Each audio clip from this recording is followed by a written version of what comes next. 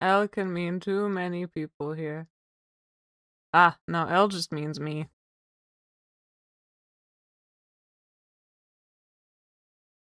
Oh, I see what you mean. Yes, L can mean there are too many.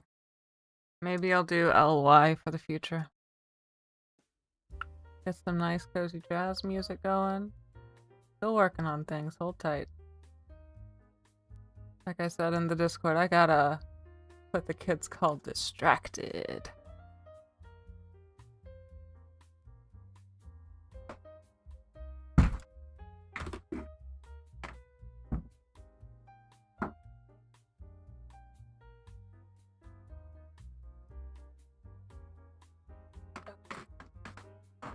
Here we are. Hello. Okay, we have planets. I have notes. I have potential art that we can work on and or bibliomancy. I brought the books too. That seems to be taking off pretty well. People seem pretty receptive.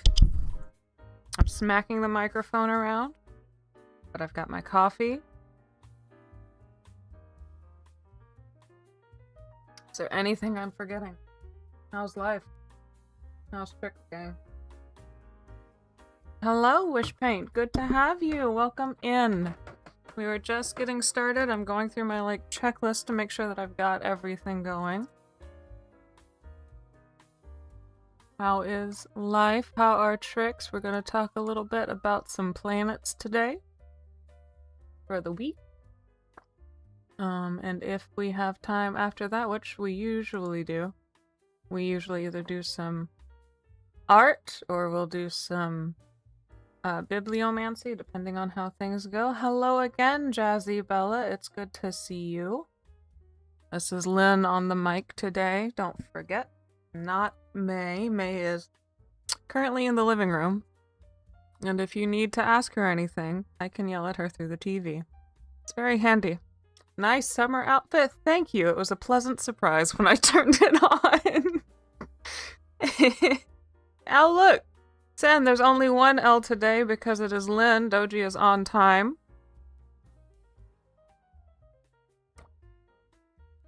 Getting everybody ready for the week ahead. We've had some pretty big shifts today and yesterday, into the 19th a little bit, the last few days. But we're gonna chat for just a second. Like the video, please. Sun, Sagittarius, Virgo, Rising, Gemini, Moon, and Venus, Scorpio. I remember, Jazzy, you are the triple mutable threat. Sin and I are double mutables. At least in our big threes. I wonder. I start getting some other planets and mutables too, but... How were the cookies? They were very good. I have to make another batch after we're done with stream. Because we had, I want to say 4 friends come over. And then we gave some to the doorman too, who works at the building. So I made a batch of snickerdoodles and we are out. Mostly because I've been craving snickerdoodles for a year and a half now. So I finally sat down and made some. And they were good. And I ate them. What is bibliomancy? You have probably heard of it, you just might not have heard the formal word for it. It is when you open a book after you ask it a question and you read the sentence or the word or whatever it is that jumps out at you. And that is your answer. At the end of stream, I will tend to do that or work on some artwork, depending on what people feel like. I have a mostly finished painting that I'm adding some details to now. You only know you're a Pisces. You're probably a Pisces sun, then, Wish Paint, which Sin is also. Throw some cookies your way? Absolutely, dear. I will save some. I can throw them in the freezer and you can just come get them whenever you have time. You only know that you are a Pisces? Well then, Wish Paint. If you see this, you can see my screen here. This website is called Astrology. If you know, when and where you are born, you will be able to find out more than just your Pisces, your sun placement. Hello, new beings. You want to read Sinistry for fun? For fun? You can give me some highlights and I can give you some input. How's that? Synastry is a little bit hard. I'm a little bit not so practiced in it as I am with birth charts. If anyone is interested, though, in the Ko-fi link that May should have pinned down when she got everything pinned, if she didn't, that's okay. I can just give it to us. Give you cookies, please. Absolutely. Willie, just come get them. If anyone is interested, hang on one second. I'll put in 2 links on the chat. Let me share my screen. You can probably see this. Astrology.com. So I go to the today's planets, but here you can go to your birth chart and you can add your birth information as you see. Oops. Nope. The control button is in a different place. Hang on. Here we go. For folks who are interested who don't know, you can go here, plug in your information, and that should give you a lot more information about your astrology chart. What was the other link? Oh, right. The Ko-fi link. Let me make sure that I do that on something else so I'm not doxing anybody. On Ko-fi, we have a link to commissions. If folks are interested, it will take time because these things are slow. But at the bottom of the commissions page, you can order a short birth chart reading from me. Astrology chart or something. Usually a birth chart, but new beans, if you want to do synastry, I can poke around with it. It probably won't be as in-depth as I could get into a birth chart reading because that's 2 people instead of just 1, and I'm still practicing, but I would be happy to take a look. Alright, we've got a nice little crowd on the YouTube side. Please remember to like the video. Moon, Mars conjunct in Sagittarius, but Venus, Jupiter conjunct in Gemini. I don't know, that sounds kind of fun to me, honestly. Like, it's very lively. I'm just now seeing what you were saying. Okay, so, that's certainly very lively, and the shadow sides are kind of rough, but Venus, Jupiter conjunct in Gemini sounds like a lot of fun, and then when the times are good, the Moon, Mars conjunction sounds like it could be a hoot. Very adventurous. Both of those are very adventurous. It is fun and hot, I bet. Kind of crazy for such intense ass. Yeah, but I would say that yes, they're opposite, but Sagittarius and Gemini generally do play pretty well together. Right? Just as a general rule, I've noticed. Just since Gemini is interested in the details and Sagittarius is interested in the greater picture, yes, there is some kind of conflicts there. But just, they're both looking for knowledge, right? So I feel like Gemini can help Sagittarius see the details, and then Sagittarius can help see, like, the forest for all the trees. LOL, could have been Scorpio Taurus until we switched to Sidereal, absolutely. Or Aries Libra, like that. That might be a little bit rough, too. As far as opposites go, I'm like, Sagittarius and Gemini, that's alright. But... Alright, my dears, let's see. So, we're on the 21st. I am going to... No, I don't need to. Over late night on the 19th, depending on where you are, or early morning in the 20th, depending on your location in the world, we have had, and this is what we're going to talk about, probably for the most while we're talking about the stars today.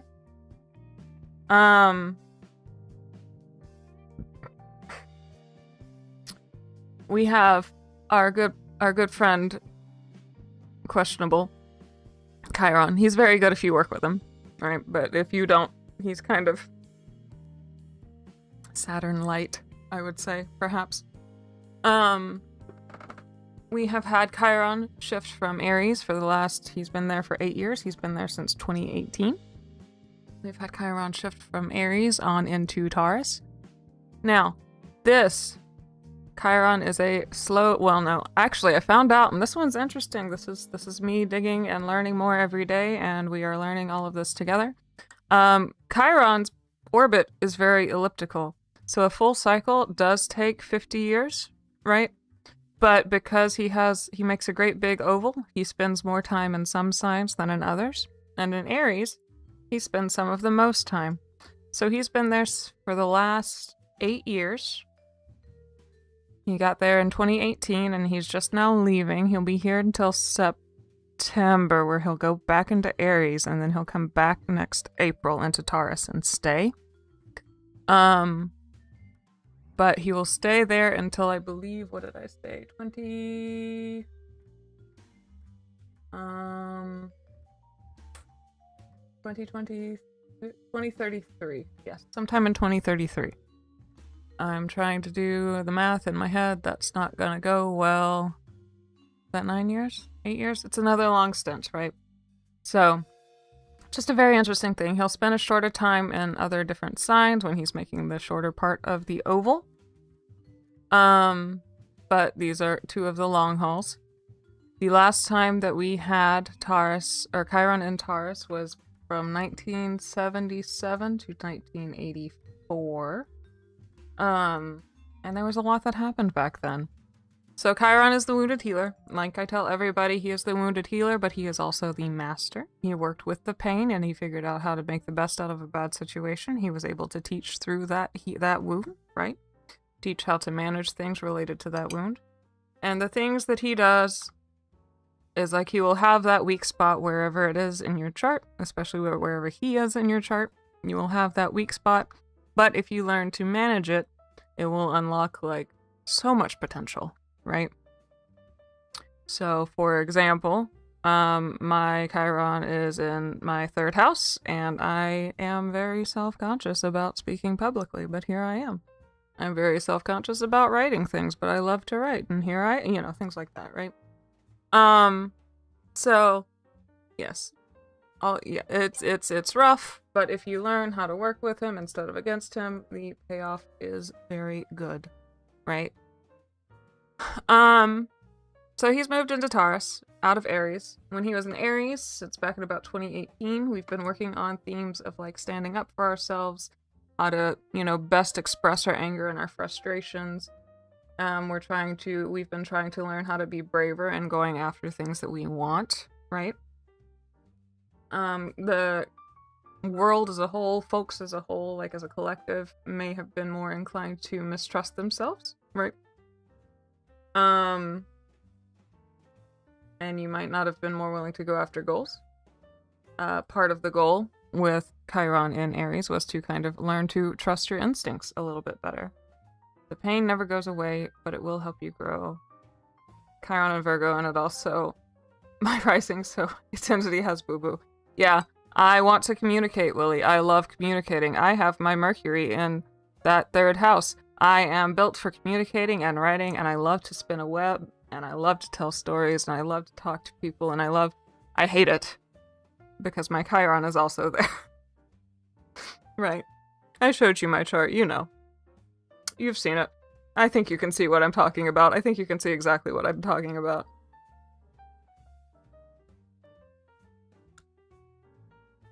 So, yeah, it's hard. Chiron is hard, but it's good. So the goal, part of it, at least with Aries, right, was to like learn to trust your instinct, learn to be willing to take initiation. It expanded more, depending on where Aries is in your chart, right? It can affect more of those house themes as well. So Aries is my 11th house, right? Oh, good. Welcome in. We're good to have you. We're glad to have you, not good to have you. I mean, we are all the better to have you, though. Yes. Happy to have you. We're a pretty fun bunch. On Mondays, Wednesdays, and Fridays, Miss May comes on and does free tarot questions, or paid, depending. The free tarot questions are selected at random. It's a lot of fun, so come hang out for more. And then, yeah, the gang in the Discord server is a lot of fun, too. So, happy to have you. Excited to meet you and talk more. So, Chiron in Aries. Initiation. You think of Aries themes. You think of the weaknesses that you have with those Aries themes. So there's independence, there's initiation, things of that ilk. And then if you know your rising sign and thereby what house Aries controls in your chart, You can look at the themes of those charts, those as well. So Aries is my 11th house. I'm a Gemini rising.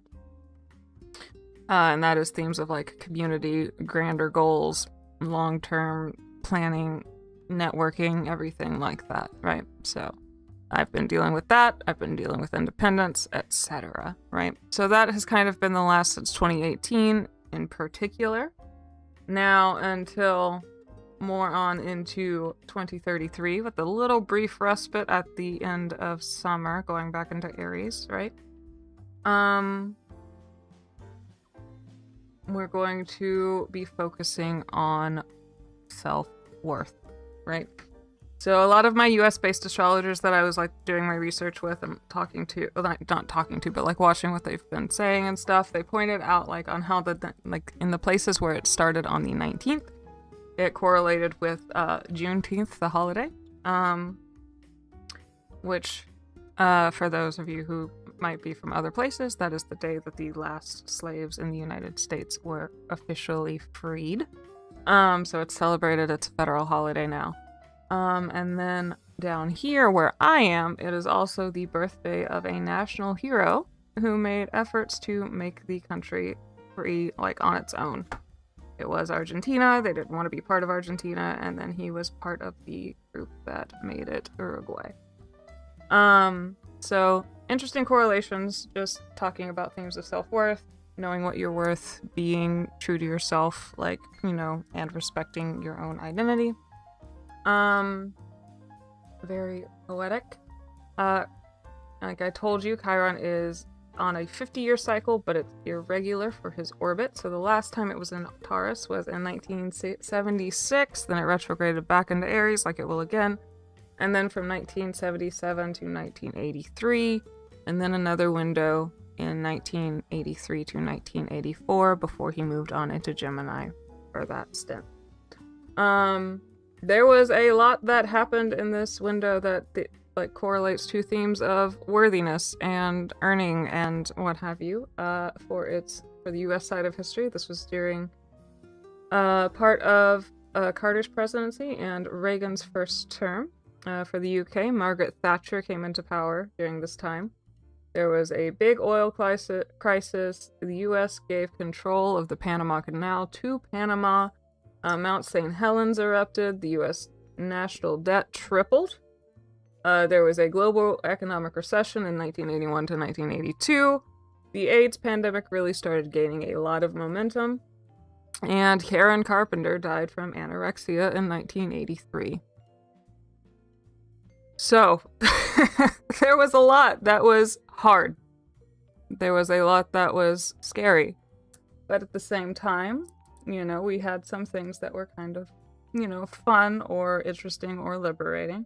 Atari came to be. It was the first console that people could own at home, if I remember correctly. MTV came online, like MTV was made it, or debuted. The first music video, fun fact, for those who don't know, was Video Killed the Radio Star that got played on MTV by the Buggles. And in 1977, Spain had some of their first democratic elections in 41 years, something like that. Smallpox was eradicated during this time, and also the World Health Organization was formed. So, yes, all caps, bro. Absolutely, Willie. Yes. So, if there is a transit, because I am fairly astrologically optimistic, but if there is a transit that I am side-eyeing, it is Chiron in Taurus. We've had the rise of the GLP-1 medications. People are talking about certain celebrities looking, you know, a little bit not healthy anymore, right? We're talking about the economy, the AI bubble, all of this sort of stuff. Hello. My highlighter. Under my highlighter from my desk. Hi, everybody. And there's May. Okay, she's going back to the living room. Say goodbye, everybody. She'll be in chat. I'm still here. You're still here. Yeah, I know. She'll be in chat. Nice glasses. Thank you, Duck. They were a special surprise from Miss May. Oh, they are super janky, aren't they? That's fun. Anyway, so Chiron in Taurus is scary. To me, personally. That does not mean I will be afraid, because that sucks to just live in fear, but there will be times that things will be tested, right? So, if we look at what Taurus rules, he is ruled by Venus. Venus rules wealth, abundance, love, things like that. Taurus likes luxury, Taurus likes creature comforts, Taurus likes being connected to the ground, living in your body. Like, he's a bit of a decadent little boy. I can almost steal her Among Us, absolutely. 6 likes and 6 viewers. It's so balanced. Peak. Wonderful. Love that. So, it's a lot, Chiron and Taurus, or at least it was the last time. We're thinking of all things Venusian. We got self-worth, love of luxury and comfort. Right now, since he's only here until September before he regresses back to Aries, this might only be more of a preview. On September 17th, he will be in that retrograde and he will step back into Aries. And he won't re-enter Taurus until April of 2027. But once he's there in April, he'll be there roughly until 2023. On a global scale, like I just said, for me, this one is a little spooky. But with Pluto and Aquarius, right now we've got like an age of like collective forward momentum. There's some class consciousness themes happening, right? And progress is being made slowly, but it is happening on that front. I'm hopeful for like there's a big potential, and I'm hopeful for like seeing like a collective realization that we need to take better care of the planet. Like, I know that many people are aware of this already, but like actually, you know, like have some people who maybe can make a bigger impact start making that impact. Taurus is a very environmentally focused sign. He wants to be comfortable. You want the planet to be comfortable, or you can't be comfortable, right? As well as a bit of, like I said, a wake-up call for class consciousness. So the last time Chiron was in here was in Taurus. Pluto was in Libra, which you could tell by the list of events that I talked about. There was a lot of push-pull for power, right? It was a lot. On a personal level, though, so you might feel this, Taurus themes in general, right? We've got your having what you need and your worthiness and such, but also it's just going to kind of also be related to whatever house themes Taurus is in your chart, right? So if you have, you know, Taurus in your 6th house or something to that nature, right? That's going to be like focusing on your routine, your daily habits, your, you know, the small steps you make in order to connect to the 10th house, which is your, like, your most visible self, right? We'll hopefully be focusing on the healing the relationship with our physical selves, right? That side of things, and learning that we are inherently worthy simply by existing. We're hopefully learning that we don't need to earn that worth through achievement or production or looking a certain way or behaving a certain way or like molding ourselves to fit society's expectation. We're hopefully learning that, you know, we as a person, as an individual, are enough. Quote from something I read: Chiron in Taurus invites us to cultivate deeper self-love, set boundaries that protect ourselves and our self-esteem, and practice feeling worthy of receiving pleasure, abundance, and love, end quote. However, in order to do so, he'll show you where you hurt the most, and he will show you where you've been letting your mind be disconnected from your body. So instead of like taking the time to sit there and process how you're feeling about something, maybe you chose to scroll instead. Maybe instead of, you know, sitting there and like really feeling something or talking something out or like setting a boundary, you just kind of let something go, you know, like it didn't really serve you, it hurt you actually quite a lot, but it was for, you know, it was what was expected out of you, right? We're hopefully learning how to stop that compromise and do what's best for like the physical self, the physical form, the physical everything that we live with, the physical home, the physical planet, things like that, right? Yeah, where you've let others tell you how you should look instead of just letting yourself be and be healthy as you can be, things like that. So this one, yeah, there's a lot of fear-mongering going on about astrology in general, and as a general rule, I do not like it, but I will admit fully, like, full disclosure, this one is the one that, this is the transit that I'm side-eyeing. Up and coming includes an eventual square with Pluto. That one. Square with Pluto. It will ask us to learn how to stay grounded and resilient. Which I put in parentheses. This is fancy astrology speak for, buckle up. We can talk more about that later as it approaches, or just in the Discord. But yeah, strap in. On a personal level, you might be more or less okay, right? But there just might be some growing pains about, you know, your identity and your self-worth and stuff. On a global scale, nice. What a slip I made. On a global scale, right? Even though I do worry about it a little bit, I do expect we will get out of it. People generally always do, right? Like as a collective. But I do anticipate there will be some turbulent points here and there. Especially as things start progressing out of the next couple of weeks into this summer, and onwards. So, buckle up, gang. But we'll get it. We'll get through it. Like the video or else you won't be getting cookies. Damn, Duck, you're on point. You're absolutely right. If y'all want snickerdoodles or chocolate chip cookies from me or kroomkaka from Miss May, you gotta like the video. You gotta sub if you haven't yet. So, it's a pinch point. I'm a little apprehensive. But this too shall pass. Right? That is what I try to remind myself of if I see something that is a little anxious making. Now, overall, like we said, I've told you this before, I'll tell you again, all of the outer planets are going to be making positive aspects to each other for the next, like, at least 3 years, depending on. So I think that is giving us a lot of support on the collective front, right? To step in the right direction. That does not mean that there won't be growing pains. But it does mean that we can, like, deal with it appropriately, those growing pains, instead of there maybe being a square or an opposition or something. The energy is there to take the step in the right direction. We just have to initiate it as a collective, right?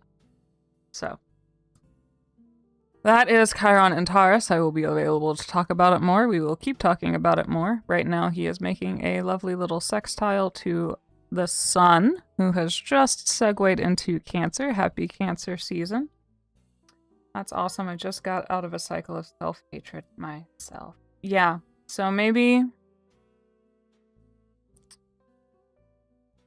Yeah, so maybe this will just be like reinforcing that lesson, right? Especially with Uranus having just... excuse me. Uranus just having gotten out of Taurus and, like, just completely shaken everything up while he was there, as far as, like, the economy, the pandemic, the everything, right? Very uncomfortable. Maybe this is just kind of like picking up the pieces. Maybe you could see that wound easier than you could otherwise. You know, there's not, stories upon stories of, lying to yourself that you have to rattle out, right? Maybe you can just go ahead and patch that up. That would be great, right? You can see it, you can identify it, you can treat it, you can heal, and you can take that wisdom on to others, right? So, yeah, it could be good. I'm proud of you. That's really good. So, yeah, Chiron and Taurus, I'm here to help. We'll talk about it more. He's got that little sextile going on with the Sun right now. Happy Cancer season to all of my June and July babies. Well, late June and up to mid-July babies. He will be here from today until the 22nd of July. And the question, because we were just talking about, we've been talking about my stuff a little bit, so I show you relatability kind of things. I'm starting to notice, at least on a personal level, that while I might have the unpopular opinion of dealing with Taurus energy and people, it's Cancer energy in the sky that completely seems to knock me to my knees. So, I'm a little tired of stuff big and Cancer now. But the question that, just 360 no-scoped me was, what have you been calling fine that has actually been draining you? It doesn't matter. I'm still gonna keep doing it, but, like, just don't call me out like that. Cancer? Don't do that. Crab? Right? This seasonally is, like, if we think about it in a historical perspective, it's one of the times that are a little more rest focused than others. The crops are on the ground, they're growing. Yeah, you have to go in and weed them every now and again to make sure that, you know, like, you don't get overgrown with things that you obviously can't eat, or like you don't have any infestations or anything. But generally, like, the hard work is done and you're waiting on, you know, the harvest, right? So if we think about Cancer as a season, it's warm, it's abundant, you know, it's comfortable. At least in the northern hemisphere. I'm quite cold, but the crops are in the ground. You need to do the maintenance work. It's not as intensive. So your emotion, your attention, you may turn more towards like family and creature comforts. You know, summer's a big vacation season. You're looking at things like that. Try not to push yourself too hard during this time, because remember, it's a crab. It has pinchers. If you get to feeling sensitive, that could make you snappy. It could make you lash out.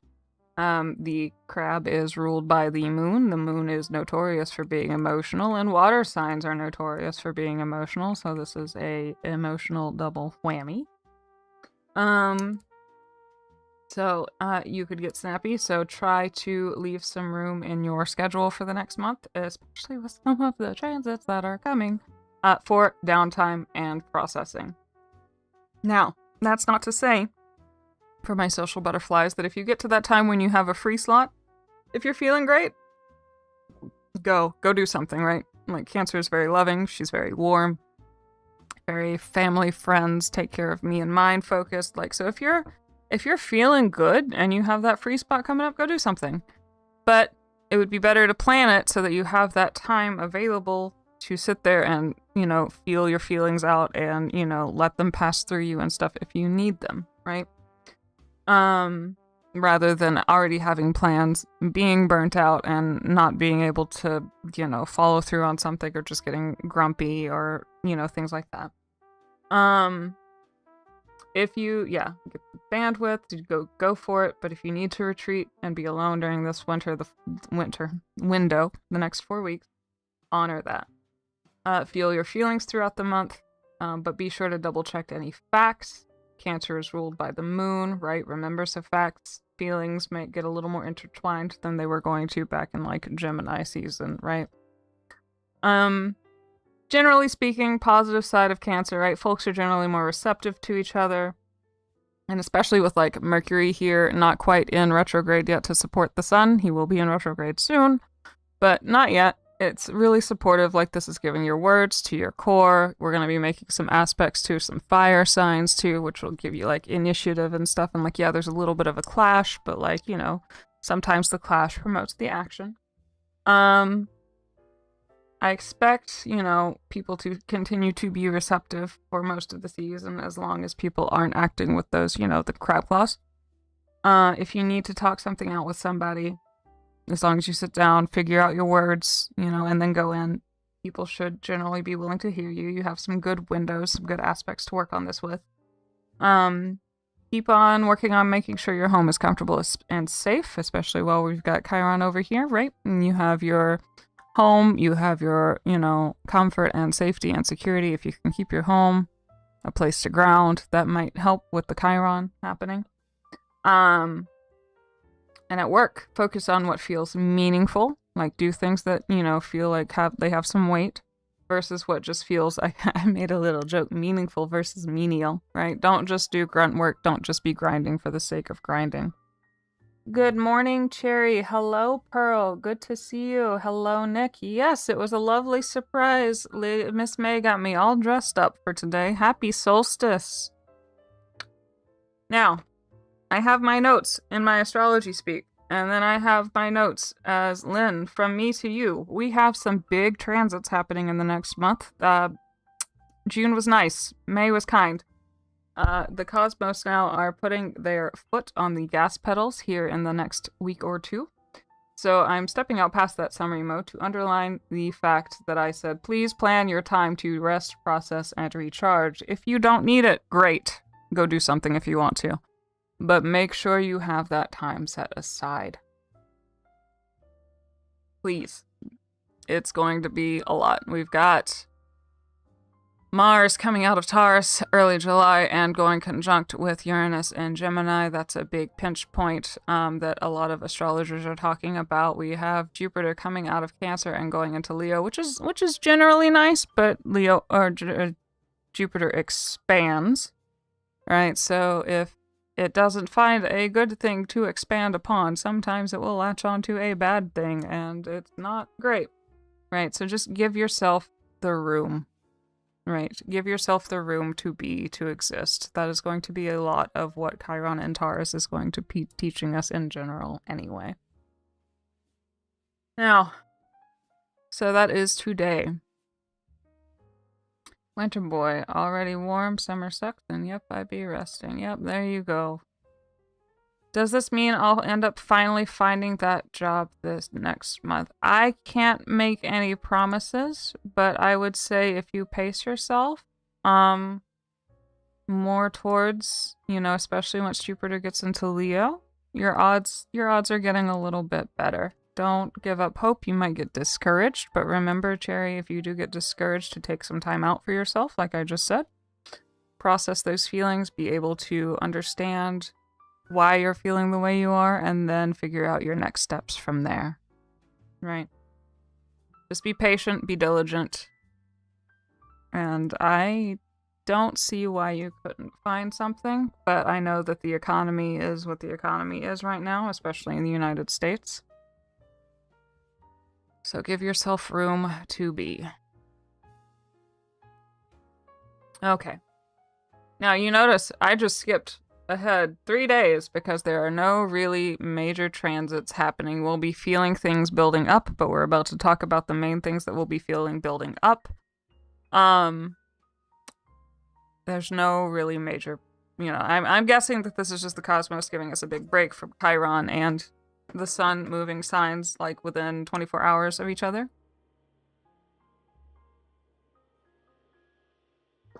Right? So I'm guessing that that's mostly it. Now, we get to Thursday. We are on the 25th. We will be feeling this for a couple of days before, but this is the day that it goes exact. We have the sun squaring off with Neptune. Right? We have Neptune sextiling Uranus. We have Neptune sextiling Pluto. These were not in my notes. I did not have time to write them up because I got distracted about history that happened the last time Chiron was in Taurus. However, we can kind of, I can make some guesses. We can work on it together. But this square, I want people to be aware of. Perhaps it's that these haven't gone exact yet. This might be, I see what it is. So this is that magical girl sequence that I've been talking about, the sextile with Neptune and Pluto. And it's working with Uranus right here. It's that magical girl sequence where you're going to have a really big change. That should come fairly easily, actually. It shouldn't be too much of an overhaul, or it should be like, it will be an overhaul, but they will be, easy steps to make a little bit less painful than, normal change might sometimes be. Right, so this is continuing. We'll be feeling this one for a while. These 3 planets are extremely slow. But for my notes, I have the sun squaring off with Neptune. Water versus fire, I'm sure it'll go well. Yeah, that makes steam, right? So, this is a square. Cancer, the sun is in Cancer and Neptune is in Aries, so this makes wants and needs around the family, the home, the comfort get a little bit confusing. This window will be about 4 to 6 days of this fog, right? As always with anything playing around with Neptune, this is excellent for art and creativity and self-expression. For my more creative folks, you can just kind of lean into the project of said creation. The core of a person and illusion. It's good for like metaphor. It's good for, visualization and all of that. Like just paint me a word picture, right? That kind of thing. But outside of art, we want to take care to not let that illusion force you into a direction or decision that you regret later, right? We need to be deliberate about keeping a foot on the ground, which we will talk about more in a second. We do have that foot that will be on the ground if we use it correctly. But just the square by itself, our head's going to want to be way, way up in the clouds right now, right? And we need to work on staying grounded. quote I found, because I was running a little bit out of time, instead of just kind of summarizing, I wrote, quote, Cancer wants emotional safety and clear reassurance. Neptune in Aries pushes the bold ideal.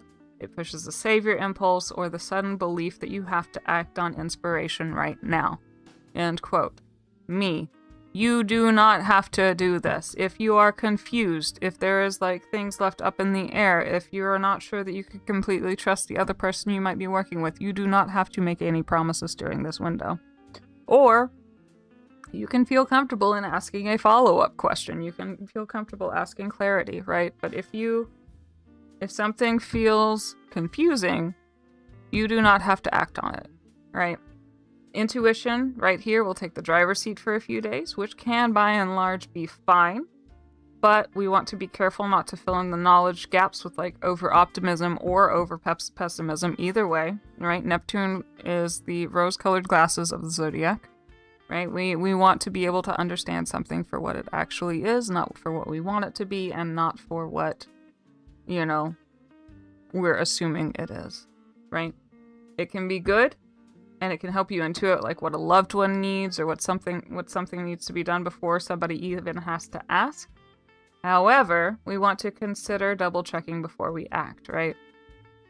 There's lots of room for assumption with this square. It can cause misunderstandings, and remember, the crab has pinchers. We don't want that to happen, right? We're going to watch out for over-idealization. We're going to watch out for over-promising. Don't bite off more than you can chew. Right now it can feel tangible, but remember, if you sit there and you're even confused about, like, do I think I can do this? Take some time before you promise, right? If something is confusing, give the facts the time to present themselves and be willing to ask for more information. And we want to watch what someone does, not what they say, right? So people can promise you the moon, but until they have you in that rocket with your flag that says this moon belongs to me, right? Until you are on that moon, or until they have made the effort, it is just words, right? We want to see people's actions follow through, right? Taylor Outer Trio, absolutely. I want a magical girl transformation. Lily, get yourself your magical girl transformation. Do it. I forgot since last time, but can I ask what this next week looks like for Pisces, or is that going to come by it later one by one? So, Brune, when I do my little astrology charts, I usually just talk about the things in general. I can give you a few recommendations for apps that will tell you how it works specifically for you. If we're talking about specific signs, if I was going to make those kinds of assumptions, I would work with rising signs more than sun signs or moon signs. There can be information you get from the moon and the sun, but if I were going to do those kinds of generalizations, they would be for rising.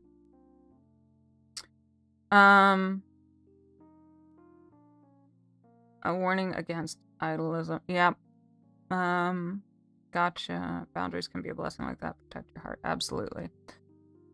So, if you are a Pisces rising, we have... Let me do some math here. Hang on. 2, 3... So Chiron would be going into your second house. No, your third house, sorry. So it'd be Chiron going into your third house, which is communication. Let me see what else we have going on. Cancer is in your 1, 2, 3, 4, 5th house, so that's creativity. Oh, yeah. Pisces, risings, and, maybe suns to an extent. You could probably look for good creative inspiration, especially from this square happening. Your rising would be Aquarius. Okay. Let's see what we have here. We have the big change happening 1, 2, 3 in your 4th house of family and your roots and your ancestry. And then going into Cancer is 1, 2, 3, 4, 5, 6. So that's your house of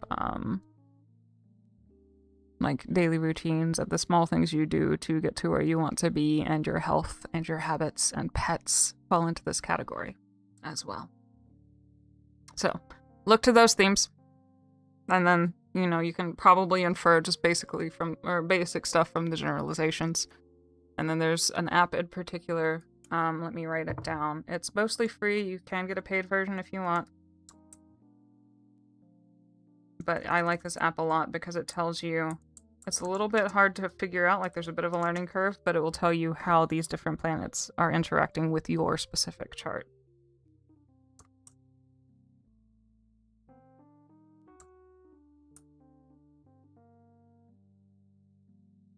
So there you go. It's time passages. The logo is like a little moon in a purple background. It's good. All right, so we have this square. Be careful. Watch what people do, not what they say. Right? You can listen to them, but hold that word with a grain of salt until you see people actually taking action towards whatever that is. But also during this day to kind of help stabilize it. Like I said, there was a stabilizing factor, right? We have the Venus, yes, we have Miss Venus right here making a trine to Saturn in Aries. So Venus in Leo, trining Saturn in Aries. Now, Nick, you said water versus fire. I'm sure this would go well. And that was what I thought as well. But now I'm looking at it, and with this trine happening, I'm hoping that it's more just like a little bit of a humid day rather than just being in a sauna and making as much steam as possible, right? So it might still be a little bit uncomfortable, but I'm really hoping that Saturn steps in and is willing to, like, you can leverage it to be the foot on the ground that you need to keep, right? So for this trine, it's about a 3 to 4 day transit, and I wrote that it's coming in to help stabilize the instability of this square that we just talked about, right?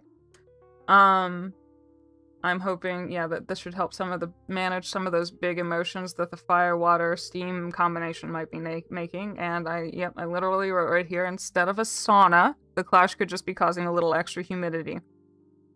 This trine is a good alignment for conversation and planning. And if you can use the square above wisely, like if you can leverage it instead of just letting it be a source of conflict, it should help you find ways to put your thoughts and your feelings into words and action. Especially with our little boy Mercury right here in Cancer. We are feeling all of our feelings, but he is also good at finding words. So if we do this correctly, I think he would be able to step in, support the sun. We have something that we're needing, right? He can support the sun. Well, actually, this is what we need. Then ship it over to Venus, who could say, ah, yes, this thing, hey, Saturn, right? I'll see you later, Wishpaint. It was good to meet you. Right. So I'm hoping that it all kind of feeds off of each other. And can, like, help us find words and can articulate what we need, right? Feelings are loud right now, right? Venus still has a lot of emotionality to it. And Leo, she's very passionate. We have all of this little stellium happening right now in Cancer. So your emotions are loud, right? But, decisions, when they're clear, can be easier to make right now with Saturn's help. And Saturn interacting with Venus tends to show affection via acts of service more than in other ways. So when I say watch what they do, not what they say, this is a good time for them to prove what they say by what they do, right? They might be more willing to do so, and so too might you. And I'm also hoping that old man Saturn here will be able to help us keep that foot on the ground that we need to have. Okay? So that is our week in a nutshell. There's nothing super major happening. We'll be feeling that for a couple of days. We've got our magical girl transformation. The moon will be opposite, but the moon lasts a day or two in a sign. Don't worry about that happening right now. We still feel that square. We've got this sextile starting to form. This is Mars sextiling, I believe, Jupiter. It will catch up later. It's not exact just yet. We're on Friday. We have Saturday coming up. This is Saturday, the 27th. Nope, this is the 27th, so this is Friday. Still forming. Wonder why they didn't tell me about that. And then this is for Saturday. 29, 38. So let's look up, because I'm curious now. Mars and Jupiter. Why didn't you tell me about that? I would say that this is just expansive energy to get what you need. But let's see what an app of mine says. One moment. I'm going to look it up. Come look with me. We are looking together. Ah, here it is. Yeah, okay. Mars in late Taurus gives you staying power, and Jupiter in late Cancer answers with support, protection, and a sense that the timing is finally on your side.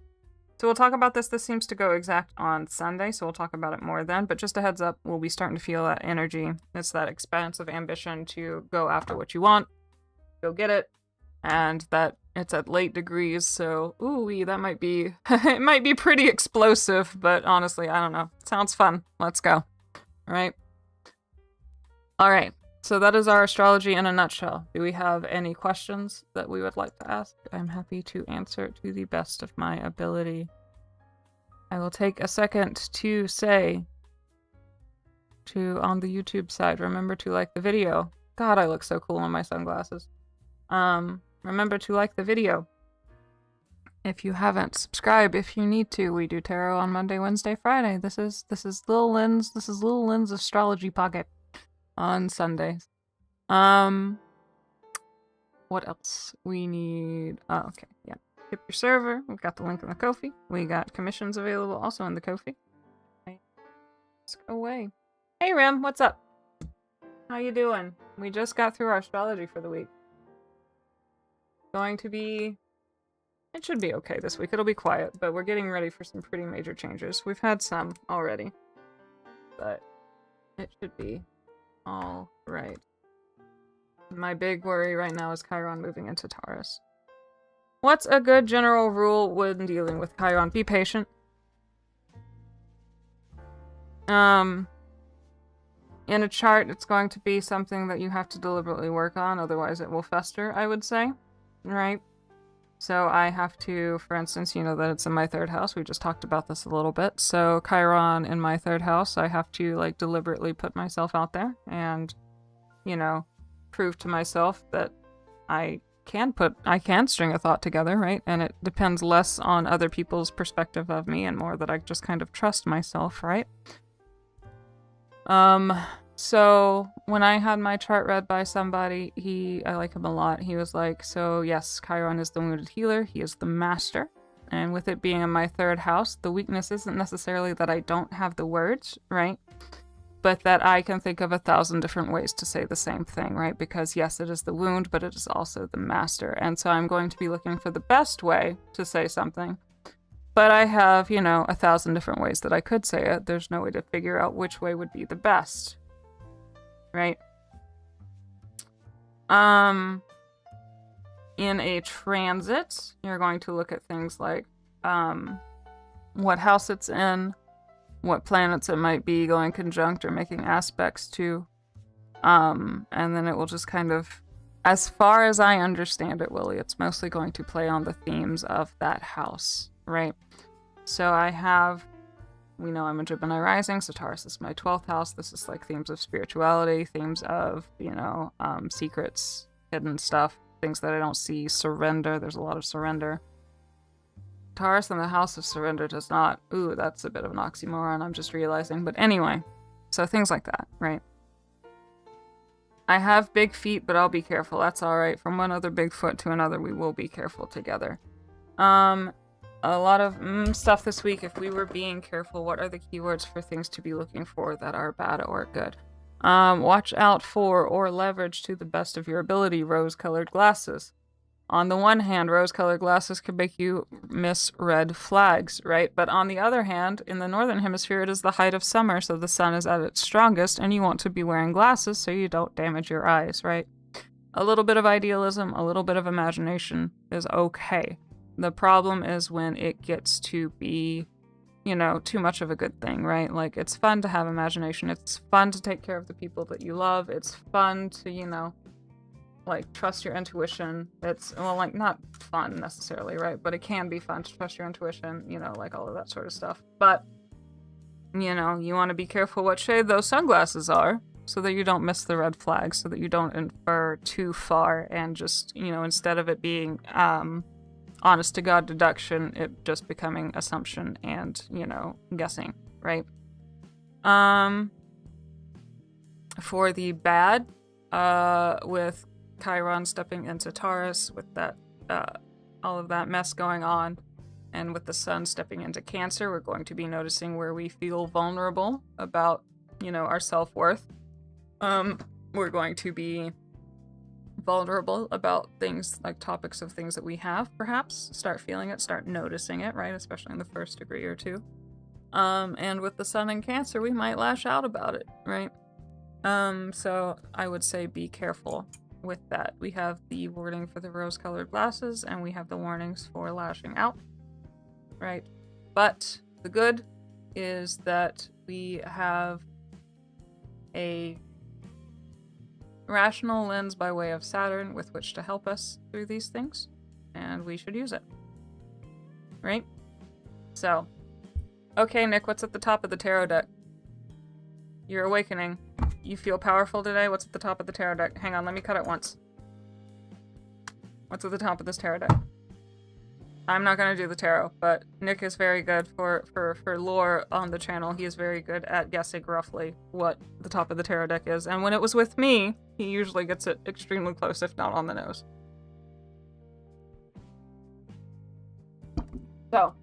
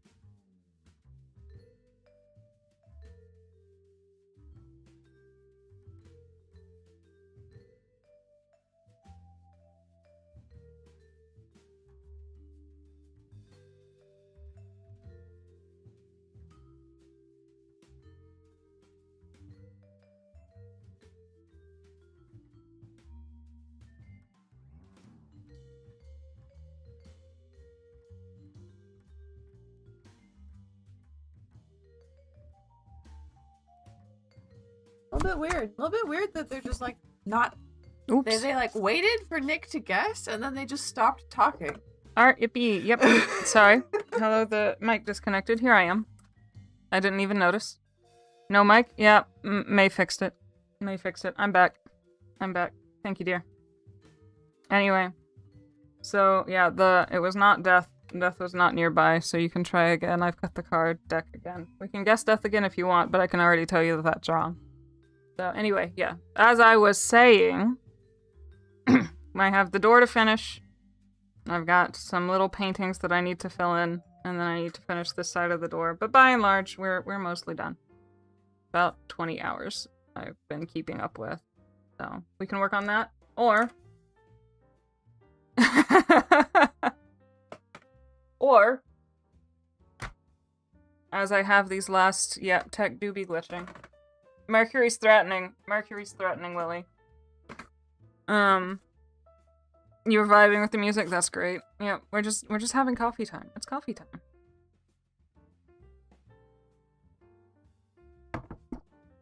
So we have also our books, and we have an hour. I'm happy to do the bibliomancy again. You love the cats? Yes. Yep. They are Miss May's very first tarot deck. It wasn't the card, it was death to the audio. Ah, yeah, that works. You know what? I'll let you have that one, Nick. That's fine. Yep, these are May's gatitos. So, anyway. We have bibliomancy if folks want to ask me some questions, or I can just do art and hang out. It's all the same to me, whatever y'all would like. Just let me know. Coffee and bibliomancy, yeah, alright. Alright, well, you gotta start giving me your questions then, Willie. Think deck meant my cats? Huh? Ah! Yes, the art, not the painting. I see. I see. Okay, yes. We can look at it again. Really quickly. So this is from my friend. He has 3 cats. These are his cats personified, and then this is my cat personified as a joke. He is the bartender. He is not paying attention. But they don't need anything right now. So I was like, he's not in trouble. It's fine. And then, yeah, I gotta finish this store and these paintings. And by and large, we're done. Is there a message from my spiritual father if there is someone out there? The cats, yes. We love all of your cats. Thank you, son. Duck, feel free to ask. Do you have a book that you would like to pick from for this? Otherwise, I would say Morningstar.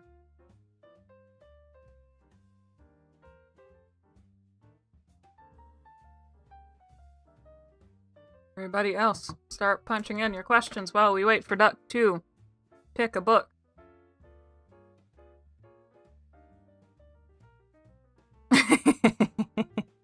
Oh man, I am a cat too, I forget.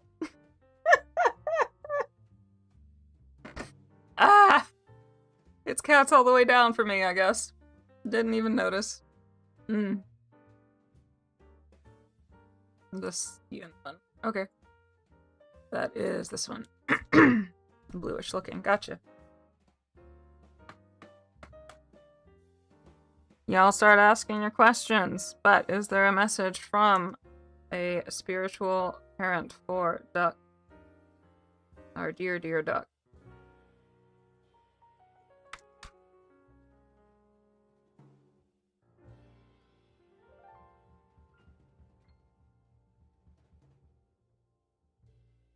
Yeah. Yeah, there is. Duck,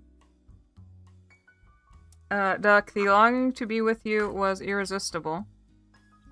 And then at the very bottom, I love you. Will my cat ever go back home soon? See, Nick, the thing with these books is they're all Nick books because they're written by someone named Nick Bantuck. Will my cat ever go back home soon? We'll use the Pharaoh's gate. Will Willie's cat ever go back home?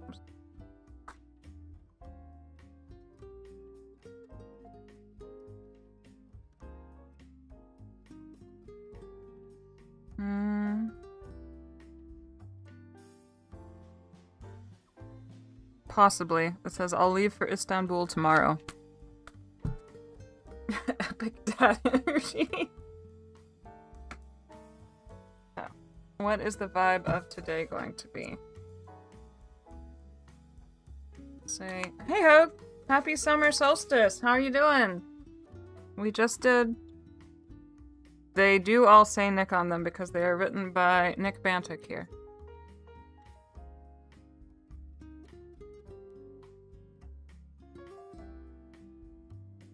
The green one?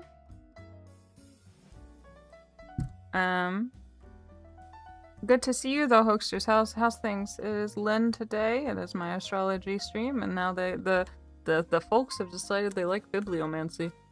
So I do that afterwards. I choose what is the vibe of today going to be for Nick. Tell me about Nick's vibe.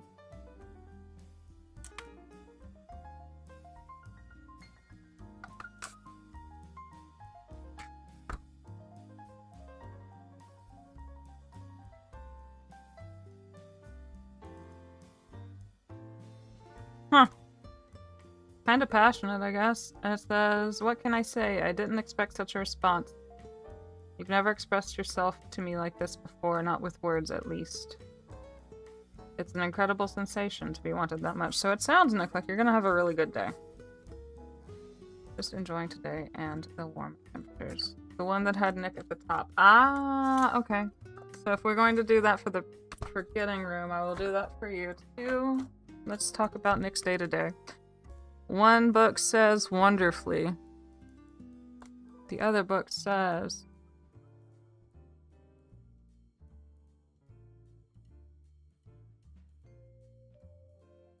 I am exasperated by the depth of his insecurity. So if I'm putting 2 and 2 together, something might seem too good to be true. but it's true. And you should figure out the difference between, you know, intuition versus anxiety. Alright. Take the leap. Ah, time to write poetry? I love that idea. Alright, anybody, any other questions? Anybody? You can ask more than one question. These streams aren't terribly big right now, so I don't have that one question limit that Maid asks that doesn't quite drain me the same way. So ask away. Pick a book if you want. Dealer's choice is also acceptable. Whatever you'd like to know. I quite enjoy bibliomancy. In the meantime, don't forget to like the video on the YouTube side if you're there, and subscribe if you need to. We have my astrology and I guess now bibliomancy streams every Sunday. And then on, where are we? On Monday, Wednesday, Friday, Miss May comes on and does tarot. Sorry, I'm updating something at the same time. Here we go. So, ask away. A message. Why do we seek the shade? Because we burn. Too much of a good thing, Nick. That's why we seek the shade. A message for the owl spirit I saw this morning. Okay, the owl spirit is like a griffin. So I'm gonna say, oh, you choose the gold looking book? Perfect. So did I. Absolutely, hosters. A message for the owl spirit I saw this morning. Let's see what we have. That's the same thing. I'm not gonna do that. The owl spirit. Duck says, of course I still want a relationship with you, crazy or otherwise. I realize your visions must be unsettling, but don't underestimate them. The last one was right in a sense.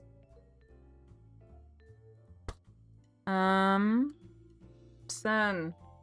What is the theme for this summer? It's so hot in the summer. The Pharaoh's Gate is in Egypt. Let's take a look at the Pharaoh's Gate.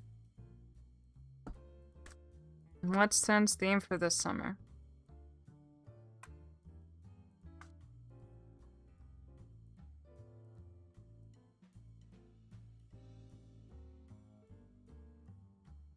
The theme for the summer is yesterday I started cleaning out the studio, boxing my smaller artworks and preparing for the bigger pieces going into storage. Tomorrow I take Minalush down to Maud and Devon. The thought of leaving him behind again is really tough, but I can hardly bring him with me. Once that's done, I take off for Malaga, from there to Seville, Cordoba, and Granada. So, unexpected travel?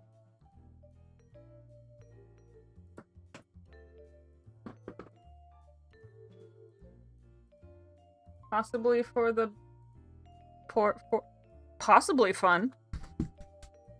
A little stressful, but possibly fun. Or something that feels like that spiritually is the theme for the summer. Ask away. Anybody else? No, not cleaning. Well, sorry.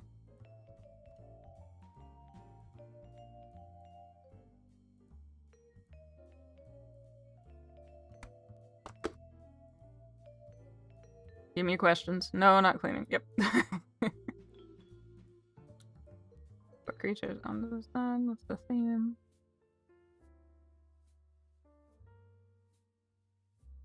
Birds have been the species of the week, it seems. Yeah.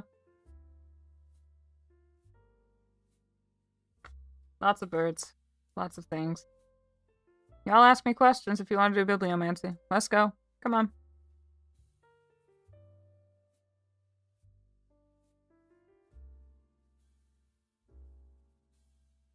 You can just sit here listening to comfy coffee jazz if you wanna, but like... You gotta be wondering about something, right? Right?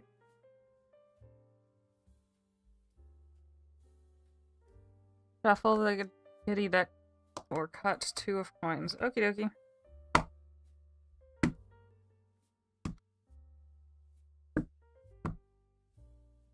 Ace of Wands. Let's see, sometimes it's somewhere else. King of Swords. Nope. Ace of Wands.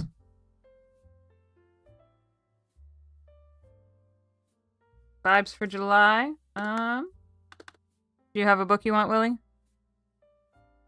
How can I connect more with Al? Willie, pick out your book. Think about your book, and I will do ducks real quick. We have Forgetting Room, Pharaoh's Gate, Morningstar, Alexandria, or The Griffin. We're going to connect more.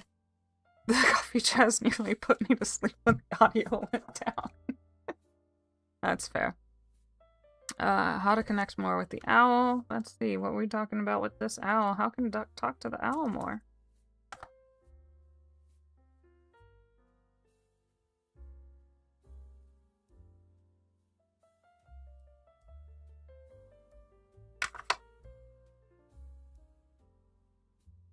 I can see why you would imagine that the correspondence between Griffin and myself was an invention. It would be a lot easier to accept if that were the case. However, it's as real as we are. Everything occurred as it was written. I can promise you that the correspondence is genuine. So just talk to him.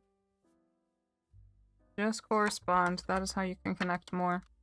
The middle one. Woo!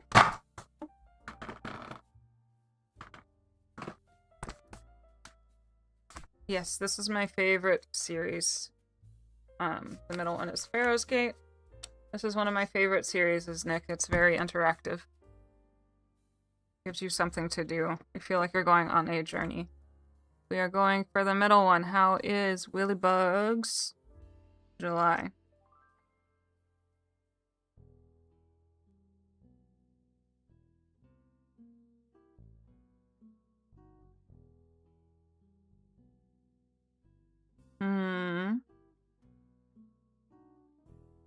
Walking on the deck in the morning sunlight, I've been preoccupied by the thought of a spiral, traveling slowly from in to out. With my index finger, I trace the line back, trying to see where to begin. So, Willybug, this sounds like a very introspective month for you. There's going to be a lot to think about. It doesn't necessarily sound stressful. That spiral was going slowly, remember, right? So don't panic and think that everything's going to go, you know, a mile a minute or anything, right? But maybe you will have a chance to revisit something that you can deal with in a timely fashion instead of being rushed.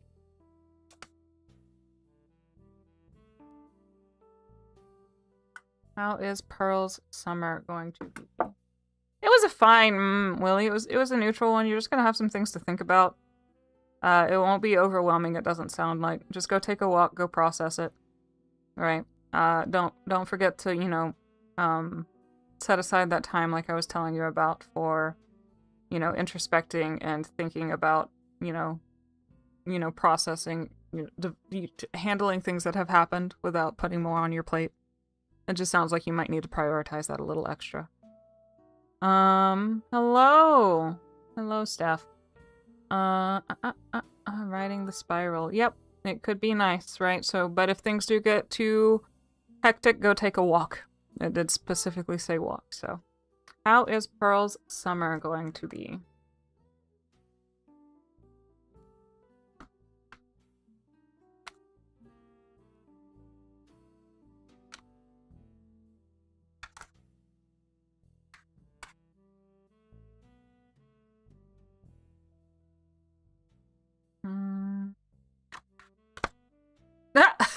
Okay. So, alright, Pearl. I looked at that last page because I was like, it's close to here, and it wasn't. And then I flipped to the next page over, and we have all caps, magnificent.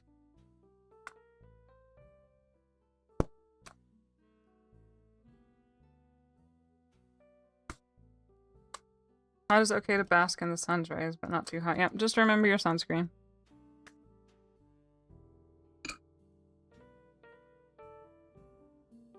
Reminds me that first interactive video game was actually an interactive book where they read a decision to determine the outcome of the end.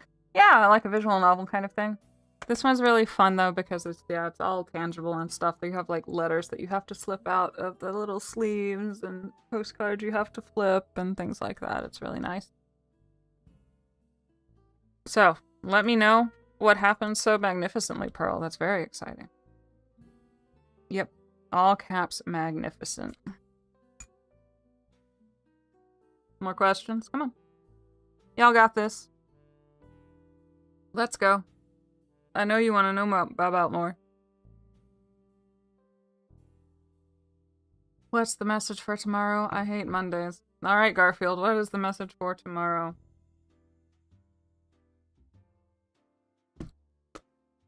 See, I think for that, though, you just need to go look up some Garfield comics. And then just pick one at random. Y'all ever... have y'all ever... Oh my god. Seen Garfield minus Garfield? It's a comic series. It's like they just took old Garfield comics and they took Garfield out, and so it's just John talking to himself like a crazy man. It's so ridiculous. Okay, what's the message for tomorrow? Then hates Mondays.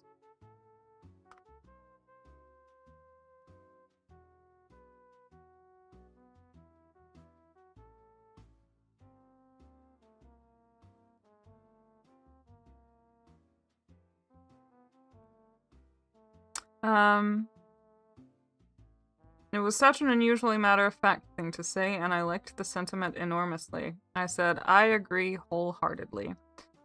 That exchange seemed to signify the beginning of an understanding between us, and we talked comfortably from then on. So, Sen, you might have a conversation with somebody that just kind of goes really well, or something. It sounds like something happens to break the ice with somebody, and then you just kind of have a chat, or you could apply it more metaphorically than that, right?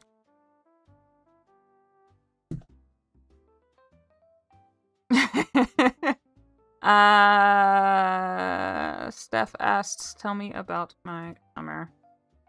The boarding star, since the sun is a big star. Garfield without Garfield is really good. I think I still follow it on TikTok. Perfect.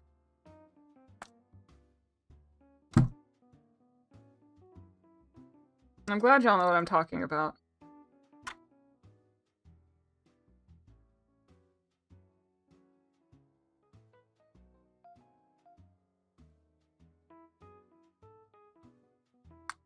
Steph, your message about the summer is savor the path and enjoy the sun.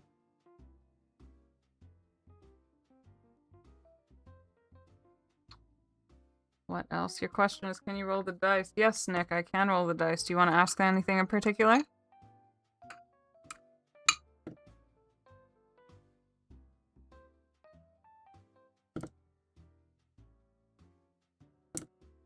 The dice are saying they are happy to be rolled.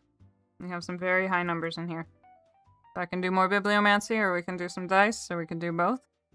If you have anything in particular you want to ask, Nick, go right ahead. Nope. Okay. Let's see. What about this week? Perhaps is it about taking sun baths? Perhaps it is about taking sun baths. Enjoy the sun, but don't forget your sunscreen. I will tell everybody about that. Do not forget your sunscreen. How's the dice doing? Nick wants to know. Pretty alright. We got a full house in one roll. Let me roll them bones and see if we're getting how good we're feeling. Oh, well. We're doing pretty good. They're doing pretty good. We got what adds up to 5 and then 3 5s. And then before that was a full house. Okay, I am back. Welcome back, Hoaxsters. I am doing bibliomancy, where you ask me a question, I grab a book, and I find you an answer if you would like to ask anything. Don't forget to drink your water. Amen. Drink your water. Stay hydrated. Hydrate or dihydrate. Ask the dice how I could enjoy the solstice the most. Duck, I don't know if I can do that. It's mostly yes or no right now. There's a whole way to do divination with dice. I haven't learned it yet. But I can find something in the book for you. I wanted to enjoy the sun yesterday and almost got burned, so I'll politely stay inside. That's fair. Enjoy the sun through the window at a safe distance if you need to. Put out some absentee, some sun tea? Yes, some sweet sun tea. Should I roll the dices? Roll my dices? Let's roll the dices to see if we should roll the dices.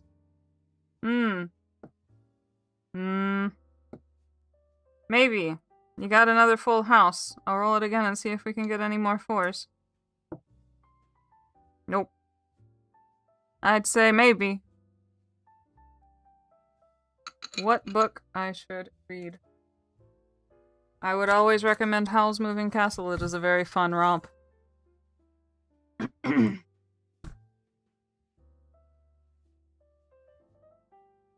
If you want to ask a book, Duck, how you can enjoy your solstice the most, please do be my guest. Here comes the sun. Do-da-do-do. Absolutely. I like that song a lot. Anyway. I can't sing it. I can't get in trouble. Well, I also really just don't want to try singing, but I do enjoy that song. We have folks here. We have done the week of astrology already. It will be available to replay on our YouTube side at Lady Lapine. Right now, we've got another 40 minutes of I can do some bibliomancy, which is where you ask me a question and I find you an answer in a book. Do the dices have any names and personality? Pharaoh book, karaoke win. I am good on karaoke. What book should I read? Do the dices have any names and personalities? If no, then do they want? Willie, are you gonna be able to tell me how to distinguish these bad boys from each other? Do they want a name? Probably. Maybe. They're on the fence, but I can't imagine. I would have to paint them or something, which would be fine, but that's a lot of work. Karaoke win? Have you finished any art projects? I am currently working on, and this is Lynn, remember, this isn't May, but I am currently working on, and I have about 20 hours put into this. But the folks, now that we've got a little bit more of a regular group on Sundays, they tend to like to do bibliomancy, so I bring it just in case the conversation runs dry. But otherwise I tend to do bibliomancy now. Oh, Doug, thank you. Asking doesn't hurt. No, it doesn't hurt. So, this is a commission I have from a friend of mine. I still need to work on the door a little bit more, and I have these paintings here that need filled in, plus some details over here. But it is of his 3 cats, with bonus my cat as the bartender. So, we're getting there.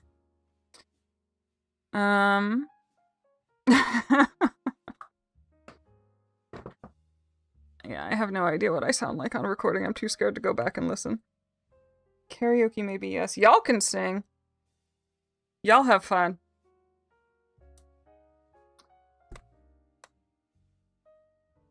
I'm good. I used to like doing karaoke after about 4 beers, but gonna run. I have no idea what all that said. Steph, it looks like you had some either text-to-speech issues or text messaging issue, but that's fine. Going to run. I'm at the, yep. You're at the store, maybe? I don't know. We're gonna find out. Choose the Morningstar books. 4 beers ago, yeah. How are the book? I mean, Morningstar is right there. We will use the book, Morningstar book.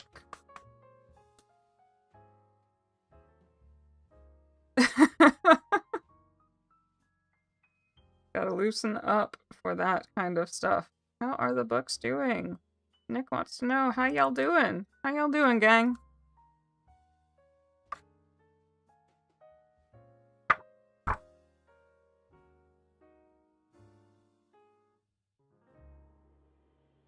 Maybe a little bit stressed out. It says... now my nerves have grown tight again, strung up by anticipation and frustration that the dig continues to be out of bounds. Perhaps I should offer some books some chocolate. That would be strange, but 4 beers, note-taking. Okay.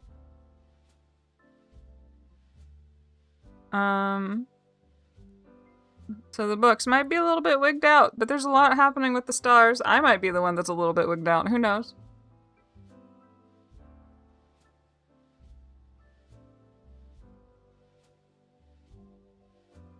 But they're seeing, ask the dice how many beers for karaoke.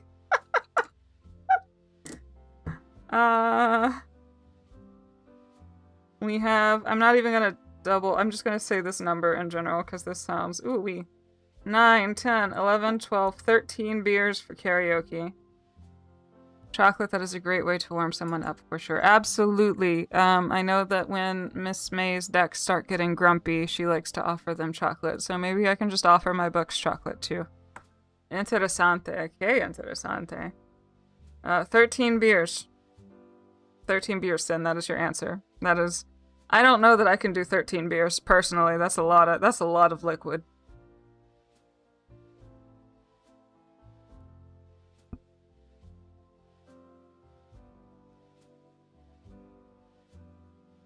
Lucky number 13, absolutely. Your baker's dozen?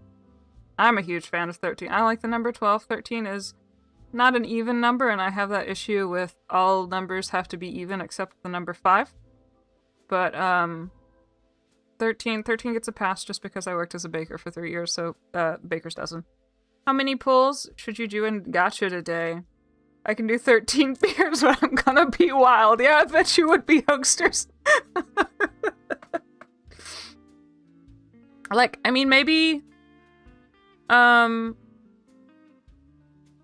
something like the equivalent amount of alcohol that would be in 13 beers in a more tightly packed punch. Maybe we could do that? I don't know. How many gachas should Duck do? Let's see. We have 2, 3, 4, 5. So we have 10, 18. I don't know how many gachas you need to pull. Please don't break your bank on 18 pulls though. I wonder on which software you created this design layout that shows your screen. I believe Miss May uses OBS, and then the little fella that I'm moving around is on VTube Studio. Yeah, 13th has a bad rep, Samarine, but it is what you make of it. I think of 13 as the baker's dozen, where you get a dozen of something plus the extra one, so it's a nice little happy reward. But I try very hard not to be scared of things. What game, Duck? Understood. 18 pulls or 18, 10 pulls. 18 pulls, do not make...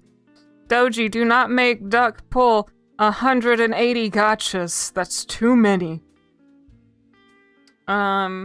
Hello, Orion. Good to see you. Can the dice tell me if I should send my message? Got to go. See y'all in the Discord. Have a good night, Willie. We'll see you around.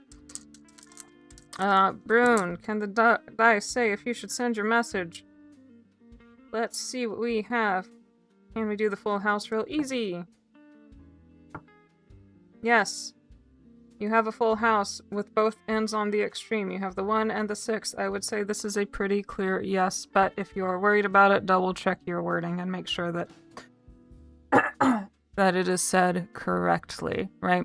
So remember, I grew up with it's not what you say, it's how to say it, and so now I will spread that to the end of my day, so you can say whatever you need to as long as you say it, you know, not maliciously. Card or haunts. Just bought 180 pools. Please send help. Hokesters, I swear. You hate the dice. 800 pools is relatively easy to get. Enabler, I can't break my promise. Send that risky text. It does say yes, just check your wording. Don't. That 180 pools does that? I don't remember, but I feel like that's a lot of money. I know you get some free pulls a day, a fair amount of them, but like, don't waste your money. It's more initiation to reach out. If it's not risky, then do it. You've got some pretty solid alignments to help you out this week. Like, there's some rose-colored glasses, but you could also just use that as like some, like sugar to help the medicine go down, basically, if you leverage it right, and then just tap into Saturn for the logic and the reasoning. Don't overpromise. Maybe you don't get things settled in stone this week, but you could definitely get something started. Do we have time for Biblio? We do have time for Biblio. People were just asking me to play with the dice instead. I've noticed people on the tarot streams asking about the dice. For those of you who don't know, the dice are my wheelhouse. I am learning. I am way behind on it, so I just play by Yahtzee rules. If I can make something make sense, like a straight or a flush or a full house, that tends to be a yes. If it's just a roll, then it's just the higher the number, and then if it's just a mess, then that's my no. Or it's a lower number. For Uma is a lot 180. Yeah, 18 is reasonable. Yes, then keep it to 18. We do have time for Biblio. It is our normal book, so pick your poison, ask the question. Don't spend money on a free-to-play game. Yeah, as much as possible, Nick. I agree. I'm ready for Biblio, but I'm curious, what can I ask the dice? Ooh-wee. Let me delete this. Hang on. 1 second. 1 second. Hold tight. Hold tight.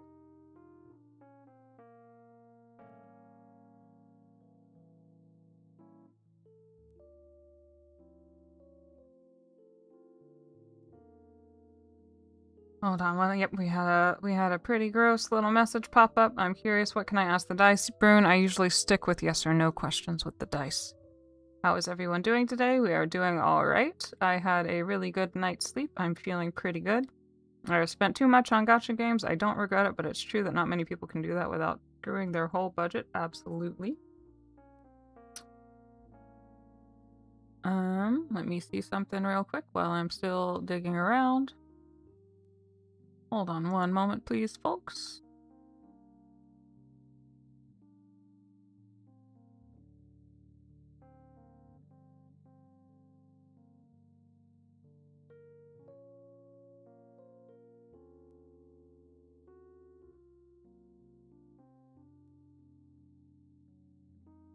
Okay, very good.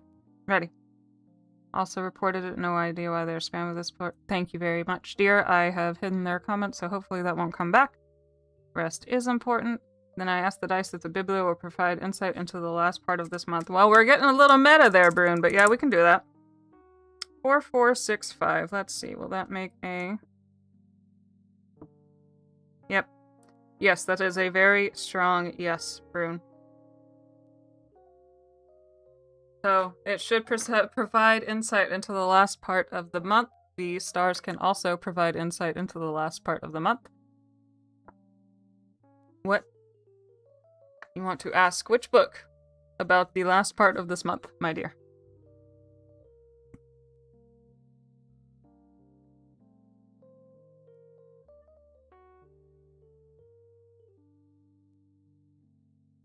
What does the future of humanity look like? Nick the Ninja is asking.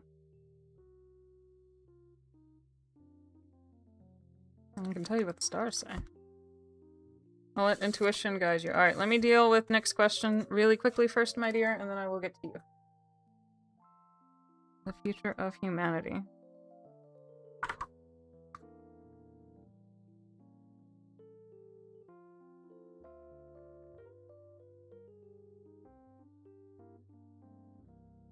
A pleasant surprise. As you seem to be party to the things I say to Isabella, you will be aware of the discovery of the Thoth Hermes chamber. Before breaking the door seal on a new room, it is standard practice to insert pinhole light and camera to get a sense of what is inside. We'd hoped we would be looking at an interior full of hundreds of scrolls. Instead, the chamber contained only one item, though I can hardly describe it as a disappointment.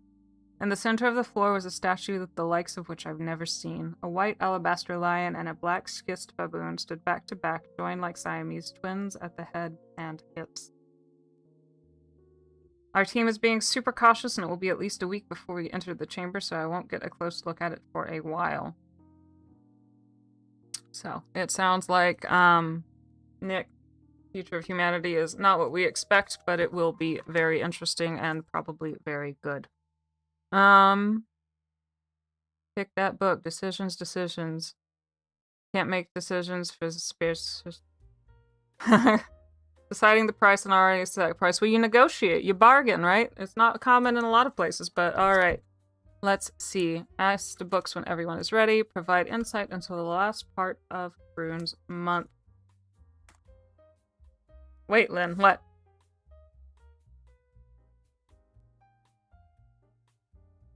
Can we make only one question only for each book? Remember you did that last time and they started yelling at you. The books literally started yelling at you. You're like, what am I? I was like, a monkey. You're a monkey. No, really, you're a monkey. Stop asking me. That's enough.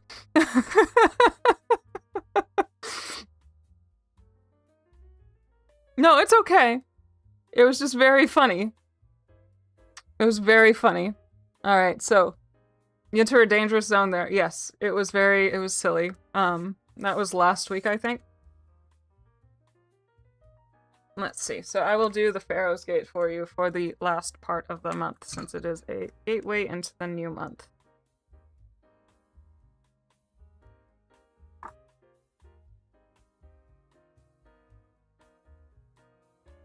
Ooh, okay. Are we gonna take a chance? You said you were trying to send a message to start up a correspondent, right? Was that you or was that someone else?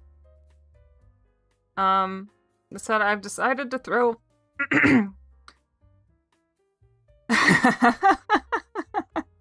I've decided to throw caution to the wind and meet up with the woman I've been corresponding with for over a year. I realize the absurdity of leaving everything behind for someone I've never seen, but I love her. Finding a way to be together hasn't been easy. In fact, it's been something of a metaphysical conundrum, but we are going to see if we can meet in Alexandria. So I don't know necessarily that this is running away to be with the love of your life, but it could be making that really big, like taking a leap. You might take a leap between now and the end of the month.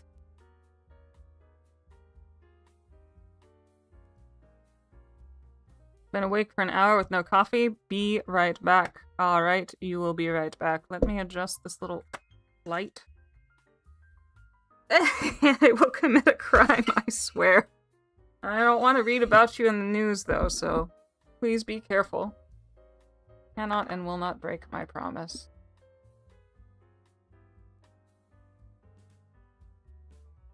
And then don't break your promise. Just jump into something. What other silly questions do we got? I'm happy to go by intuition, but if something is calling to you, I will ask that book. We've got 20 minutes.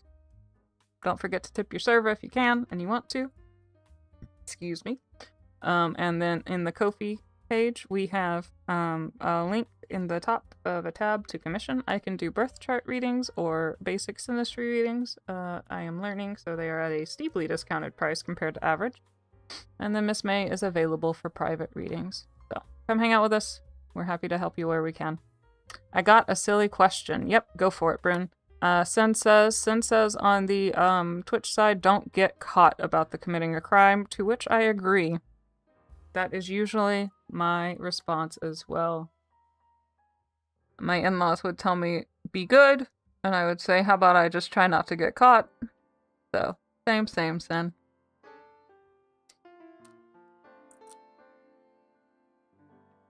Can't even go to the store. Oh my gosh. Do you need to get something, dear? And yeah, Brune, what's your silly question?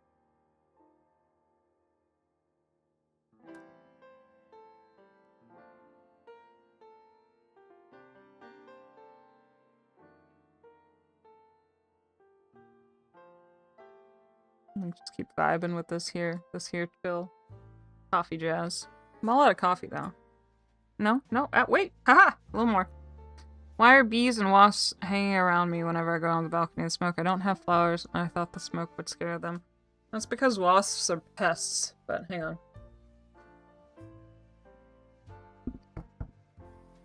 I grew up in a house that had a lot of wasps. They're not attacking, but just genuinely hanging around. Honey, like, bees can be good omens. But wasps are just the devil's bee.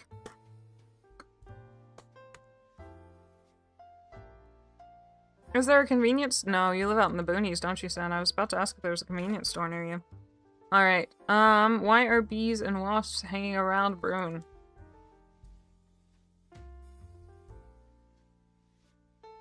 A hoarse voice said, "Are you there, Raphael? Raphael, they are coming for you." In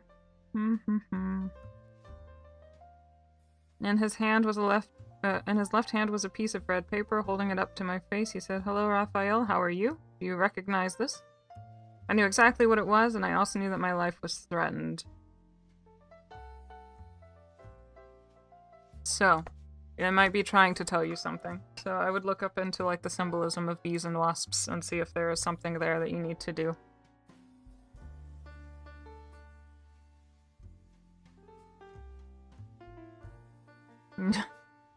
Honey babe, I'm sorry, Sen. I've got some Coke Zero here. You can come get it.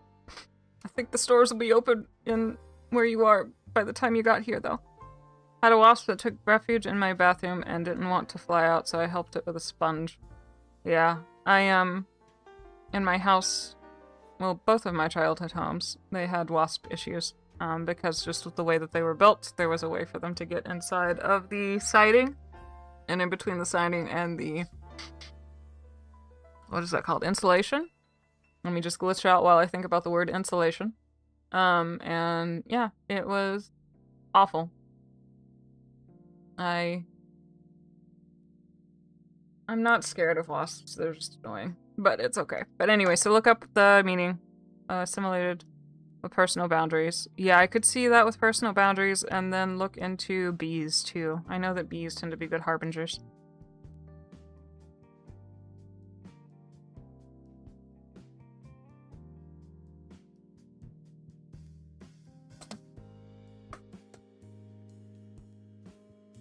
See, Nick, yes, water is theoretically great, but you have to realize that Sen and I are absolute trash monkeys when it comes to, consuming beverages. Like, full disclosure, I don't usually like plain water. Like, I can, but it's not my favorite. So I tend to make it like a juice or something.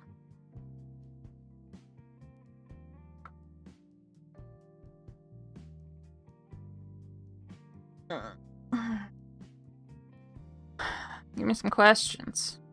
Ask questions. There's 9 of y'all watching now. That could be 9 questions. Or I can start painting. Or we can just hang out. Whatever y'all want to do.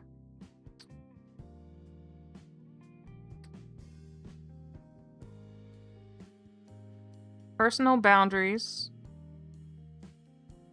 Widely revered. Bees are widely revered as symbols of divine connections. Yes, ancient Egyptians viewed bees as the tears of Ra. Yes, symbolize of the soul's journey, resurrection, and royalty. I do have an Egyptian book. I have the Pharaoh's Gate. We can ask about it in there if you want to. Can I ask the dice for just a random page number to open your book to? You may, absolutely, Pearl. And I will say, Sen, I do like water like at 3 a.m. Right, when it's cold, out of the fridge.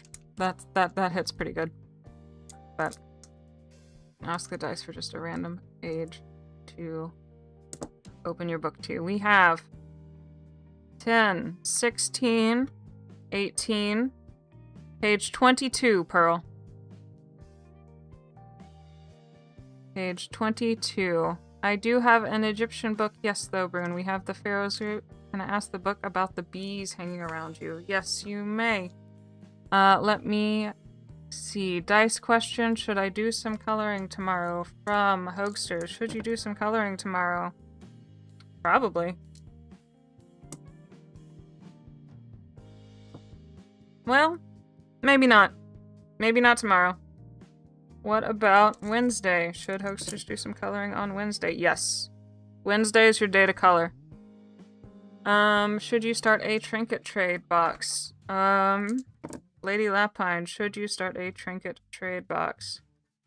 We have 2, 3, 5, 6. 3, 3. Let me try one more time.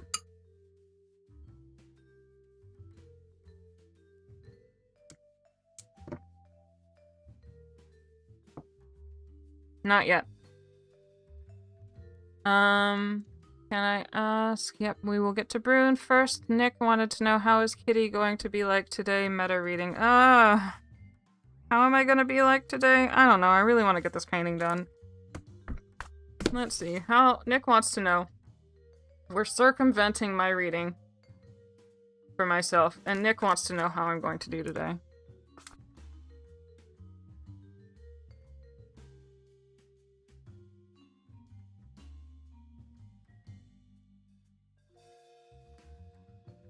Nope. It says no, Nick. It says, forgive my enigmatic introduction. It's an old habit. Nope, it's not gonna answer. Then Bruin wants to know... Yep, dice random book page. Hold tight. Dice random book page for... Oop, that was a 6. Alright, so for you, Bruin, it is 3, 5, 9, 15. Go to page 15. What do we think about the bees for Bruin? Let's talk about Bruin's bees from the Pharaoh's Gate.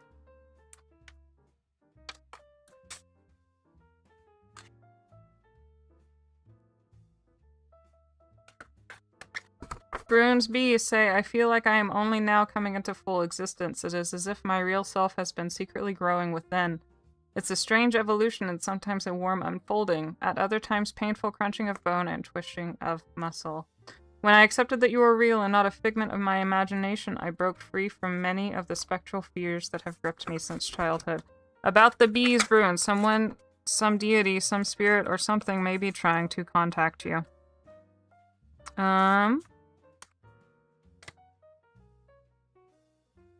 Should I start the fan art of a certain person? Duck asks. Fan art of Duck asks.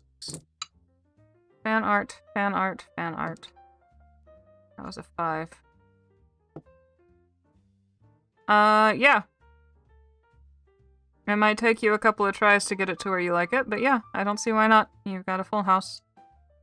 And try again. 6, 6, 3, 3, 4, 4, 6. Yep. I think you will start a couple of times and not like what you get, but then it will be worth it at the end. The bees, not the bees. Monologue, kitty. Speech, speech. Hey. Pato, pot drawing, pato. Yes, absolutely draw ducks. Our dear, dear patito drawing otros patitos. The bees didn't work, so they are sending out the wasps. Patience is thinning. So Sin said that over on YouTube, Bruin. I don't think that's necessarily it. My initial gut reaction to it being both bees and wasps is that someone who might have a history of being perhaps a little more invasive might be there, and the wasps are there to remind you to hold your lines, but the bees are still there to be like, hey, no, actually we should talk. So set up your boundaries if you want to reach out to whoever this might be, if you think that might be the same. Like we were talking about, if you think it might be the same as I was thinking about some spirit trying to reach out to you. Set up something protective, but also see what it says. Pato Alegre. Yes, absolutely. Draw me some happy ducks, duck. They should have sent ravens. I've been praying for ravens. Yeah, well, you get bees, so it might not be whoever you're praying to, right? It might be somebody else. Monologue, kitty. I don't know.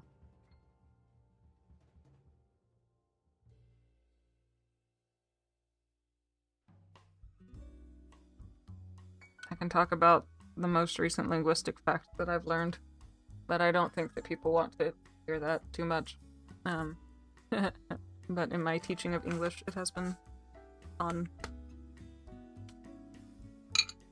Still got some space for some questions. Yes, no questions accepted. Book questions accepted. We got 10 more minutes.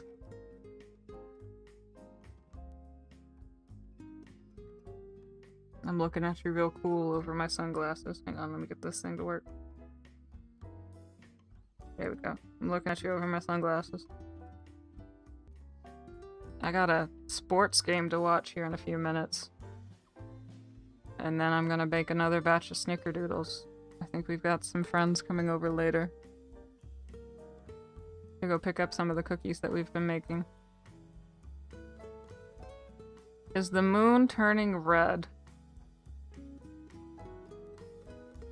Huh. Going to guess logically no, but that's interesting.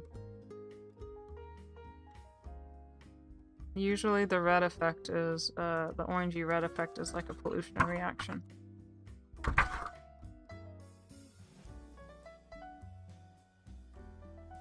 Stream crash? What do you mean the stream crashed? Everything seems to be okay. Hmm? More dice question, whatever. I'm going to assume y'all can still hear me. Stream crash for me. Might just be Twitch. Uh-oh. Uh-oh. Refresh? Nick, you have been right for the wrong reason. But we can do the dice, too. It's the moon turning red.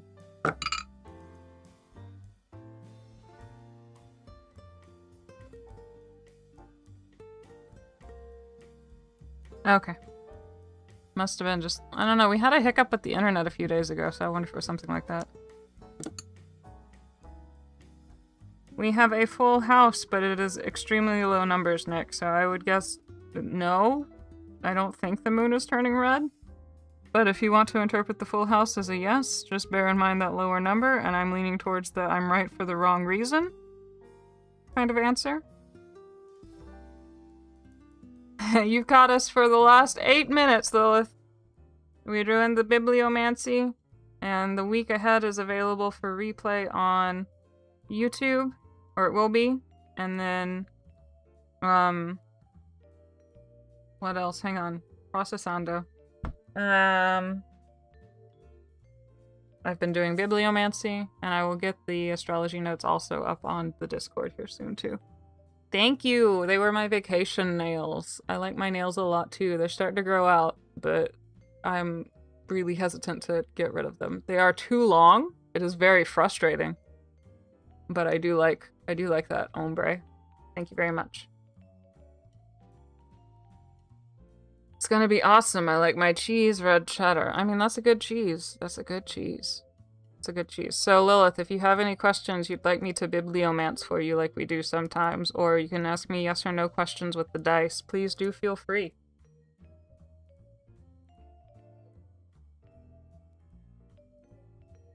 Please do feel free. We got our books. Happy to answer questions. Apparently they're a little bit tired and frustrated, so I'll have to give them a little offering like we've been doing. The week ahead seems like it might be a little stressful, but I think we have the tools available to us astrologically to help. Don't panic. Panicking makes everything worse.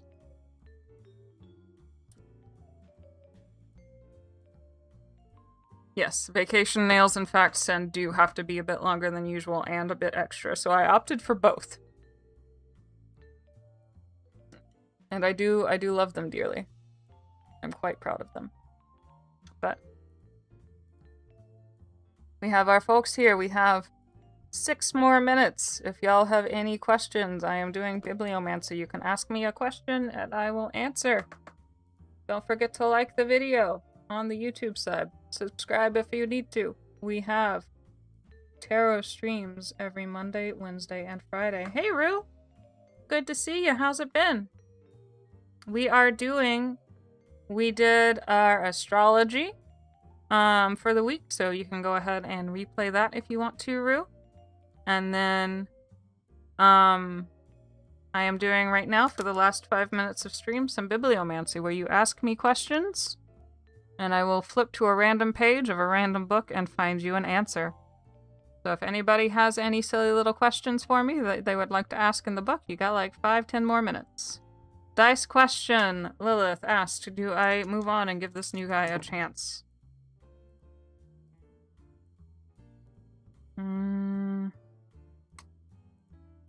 Yes. You got a lot of 3s. You got 3 3s and 2 6s. You want to know whether your crush will like you back. Alright.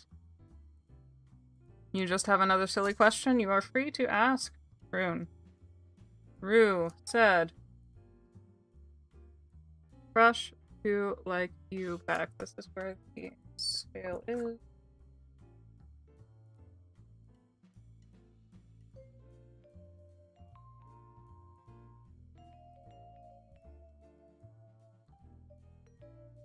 Alright, Rue, we have Through the window, I took in the great wedge-shaped hill and saw my romantic expectations both confirmed and damned. I'm not so sure, but it would be good to get the clarity and the closure. If you want to ask the dice a question, just tell me that it's for the dice. How can the book, or can I ask the books if I should trust in a witch and perform a spell? Sure. We'll do the griffin, since that's a magical creature. We're talking about magic.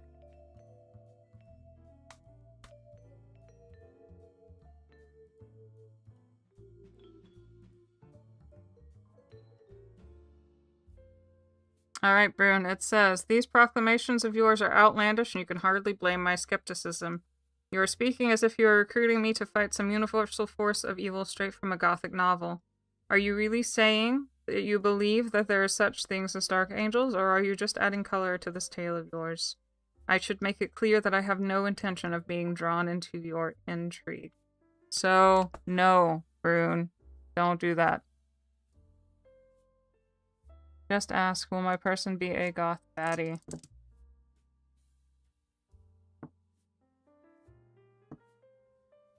Hard, maybe. You got 4 of a kind. 4 of a kind on 4, too. So, I would say yes. Not sure if I have a chance with my crush, but I'm stubborn, unfortunately, yeah. I'll watch you not moving on. Lils, same question. You want something long-term.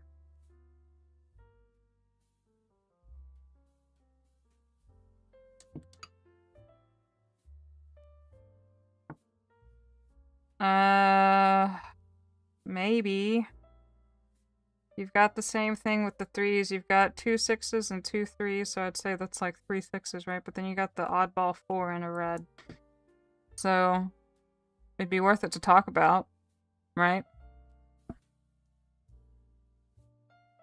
But you don't have anything, like, particularly decisive. 2 pairs, if you're looking at it from poker, though. So I'd at least talk about it with that crush.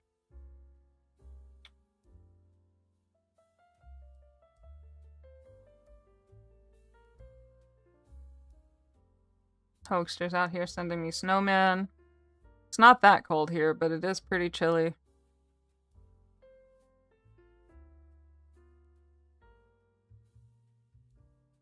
Anything else before I go and watch some World Cup? Ask the hairstylist if I found it's worth contacting. Sure. Yes. It was a full house 1 roll. Christmas in June is, yep, it's the winter solstice. It's Yule.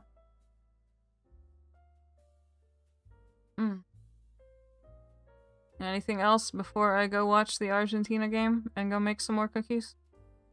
Last call.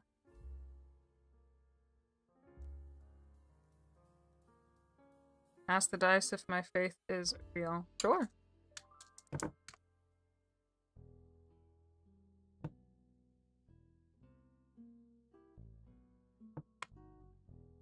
I would say yes. We have 4 4s, and then you had 6s and 3s only after that. So I would say a yes. But you might have periods where things feel off, right? Like if this is 80% of the time, then 20% is a bit questionable. Try to ask about the match results. Sure, I can try. Well, these 2 went here, so it looks like 1-1. But I'm not holding... I don't know. So everything got separated. 1-1 is a very reasonable football end match kind of number. So, alright, my dears. I'm gonna go watch a game and make some more cookies. We will try to send you pictures. On tomorrow is our later hour for tarot stream. If you want us earlier, we will be on for the art stream in the afternoon. What else is there? Monday, Wednesday, Friday for tarots. I'll come back on Sunday, join the Discord, buy our wares and services if you are so inclined. And I will absolutely, hoaxers. Let's go watch a game. I will see y'all later. Alright? Ciao, y'all.